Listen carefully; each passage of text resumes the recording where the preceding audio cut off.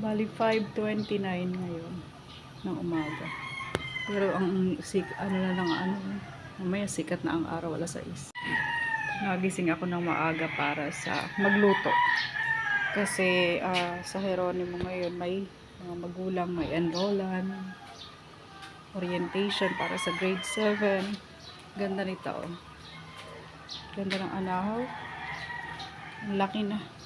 Ito yung kahapon na nalinis ko. Mamaya itapon natin ito. Dito ako nagluto sa labas. Para sa sandwich to, nagagawin natin mamaya. Pangtinda. Ang sandwich at cheese. Ito lahat yung nagawa natin. Bali, 2, 4, 6, 8, 10, 12, 13 sandwich. No bake macaroni. So, luluto ko pa yung ano niya, pinaka-sauce. Parang bechamel siya, pero may cheese na yung white sauce na yan. Ito na siya. Yan. Cheese na cheese siya kasi gumamit lang naman ako dyan ng evap. Tapos yung cheese whiz na natira natin at cheesy ng magnolia. Yun yung ginamit ko. Nag-add din ako dyan ng oregano, dried oregano. At yun nga mga kumars, nagising ako ng umaga kasi orientation sa Jeronimo. So nagtinda kami ng pinsan ko. Dinala ko na siya yung paninda ko sa Jeronimo, dun sa pinsan ko. And after noon, dumiretso na kami dito sa Kasiglahan para bumili ng pakwan. Eto, nadaanan namin si kuya. Eto yung matamis na pakwan. So nakabili kami ng 4 for 100 pesos.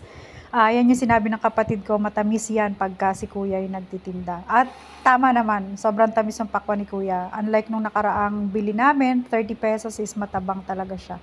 So, dediretso kami dun sa may Kasiglahan, may titingnan lang ako, saglit. At after nito, syempre super busy talaga ako sa araw-araw.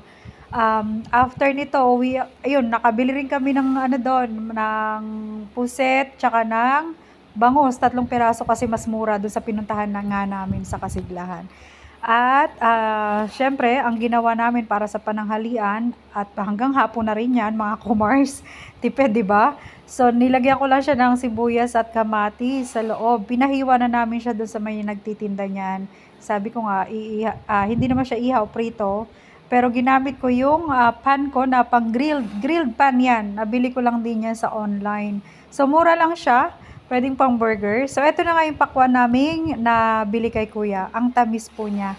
So, after nyan, singit ko lang to. Ito yung paggawa namin ni tatay ng food cart ko. Nagpagawa ako sa aking tatay ng food cart. Bali, ang nagastos ko lang po dyan is kulang 3,000 sa plywood at saka sa kasama na yung bisagra kasi ang gagawin po naming cart is foldable.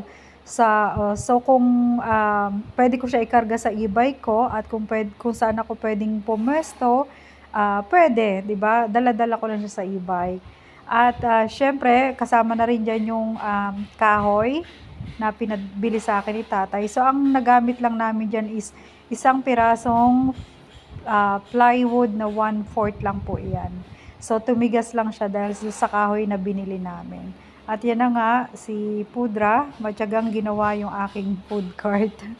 At maraming salamat, Tay. At eto, unti-unti na ngang nabubuo. So yan, since sabi ko nga, foldable siya, kailangan natin ng bisagra. So bali magkabilaan, ang ginamit namin is 2 lang kasi hindi naman siya ganun kabigat. Kayang-kaya ko siyang buhatin kahit magkadikit na siya. Kasi yun nga, manipis lang yung plywood natin ginamit at medyo bumigat lang siya dahil dun sa may kahoy na yan. Ang ginamit namin kahoy, yung pinabili sa akin ng tatay, S4S, ang G's ang haba. So nakailan din ako, parang 5 peraso nun. Dito sa binibilhan namin is ang isa niya is 225 pesos. At yan po, unti-unti na siyang nabubuo, di ba? So after niyan, ang ginawa ko, pininturahan, inis-is ko muna syempre para medyo makinis. At pininturahan ko po siya. Yung paint na nabili ko online, murang-mura lang po siya. Nakalimutan ko na yung name eh. So hanapin ko na lang po doon sa pinag-orderan ko online. Tapos post ko na lang po. Mura lang po siya. Pang kahoy, pang semento, pang bakal, pwedeng-pwede po siya. At yan na, naitayo na namin siya, finish na agad, 'di ba? So, yan, madali lang siya. At sa mga gustong magkaroon ng food cart, madali lang naman kung may marunong kayong manggagawa or siguro yung mga asawa nyo or tatay, pwede nyo ipagawa sa kanila. Mas mura lang magagastos nyo kaysa bumili pa ng ano, 'di ba, ng gawa na. Siyempre, kailangan din tumubo ng iba pagka ano nga naman, gawa na. At saka yung iba naman maganda yung pagkakagawa nila kasi gumagamit din sila ng mga ah, waterproof na materials. So, ito naman sa akin, once na mapinturahan mo na yung plywood, titibay din yan sa mga pagka tag-ulan, pag nababasa ng tubig, at matibay na rin siya. Basta yung paint na gagamitin mo is waterproof din naman. At saka kapalan mo lang yung pagpipaint, diba? So, ang ginamit kong kulay dyan is yellow at saka white. So, ang ganda po ng combination nun. Pakita ko sa inyo. Eto si Little Dudong, kasi gagawan ko siya ng diamond doon kung saan ko ididikit sana yung signage ko. Kaso lang, nahirapan ako kung saan magpagawa dahil nga medyo mahal. At after nun, punta naman tayo dito sa Geronimo para i-enroll si Little Dudong. Kasi mag-grade 6 na siya at tamang-tama nag-message na si teacher na pwede na mag-enroll. So, yun, punta na tayo. Ano to, mga 2 PM, nagpunta kami ng Geronimo. Konti pa lang din nagpapa-enroll. At mas gusto ko kasi sa kanya is afternoon shift. So, kinausap ko yung teacher kung possible na maging afternoon uli siya. So, after nung pagpapa-enroll namin, punta kami sa Dali. Ang paboritong shop na or grocery shop namin, ang Dali. At may gagawin tayong tipid tips na naman mga kumars na pwedeng pang negosyo, pang merienda at pang ulam na rin. So, abangan nyo po. At yan, nakabili din po kami dito ng dumplings sa Dali. Mura lang siya, 69 something. At itatry natin, i-taste test din natin kung masarap at sulit yung presyo sa halagang yon.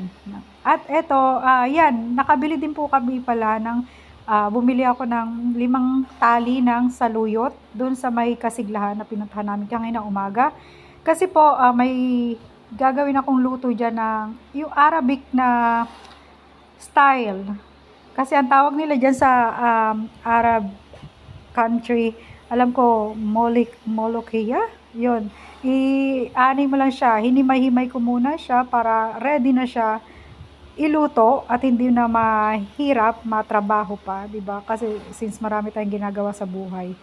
At 'yan, hapon na rin po, magagabi na 'yan. 'Yan na yung mga ginagawa namin tuwing hapon. Relax na lang habang ako'y naghihimay ng saluyot. Saluyot po sa atin 'yan dito sa Pinas. At ayun nga po, nasabi ko na sa Arab country, anong gustong-gusto ng mga Arabo to, yung luto, pagkakaluto nila dito sa may saluyot. So ang ginagawa lang nila is gigisa nila sa maraming bawang. At may mga spices din silang nilalagay, pero sa akin ang ilalagay ko lang naman is cumin. Lagyan ko ng konting butter, tapos yun nga, igisa muna sa maraming bawang. At yung iba nilalagyan ng chicken, pero sa akin pwede na sa Knorr cubes yan. At sila rin naman, pag walang chicken, ginagawa nilang soup to, lalagyan lang nila ng Knorr cubes yan. Natutunan ko rin to sa nung nag-Jordan ako. That was, parang 2005. 2 years din po ako nag-Jordan. At syempre, napapanood ko siya. Ang daing mga sikat na vlogger, di ba ngayon, na nagtatrabaho sa iba't ibang dako ng Arab country sa Middle East. At lagi ko nakikita yan nga, yung saluyot, kung paano nila gawin. At try natin dito sa Pilipinas since marami tayong saluyot dito. At healthy pa at maraming health benefits ang saluyot mga kumars. So, try nyo rin. Pakita ko sa inyo kung paano ko iluto. So, sa mga Arabo kasi kung niluluto nila to, yun nga, 'di ba, igigisa. Ipa-partner nila to sa rice, yung basmati rice, pero yung rice na yun may kasamang ang tawag nila ay sairia, yung vermicelli na maliliit, parang noodles siya pero maliliit. So, ang ginagawa nila is iaano muna nila sa mantika yung sairia na yon, and then yung bigas, yung basmati rice. At yun, pa-partner na nila dito sa Lukia. Tawag nila kasi sa Jordan, Lukia. Pero naririnig ko, Molokhia ang tawag nila sa ibang ano ng Arab country, sa ibang parte. At pinipigaan nila to pagka kakainin na, pipigaan nila to ng lemon. At ang sarap-sarap po talaga. At yun lang po.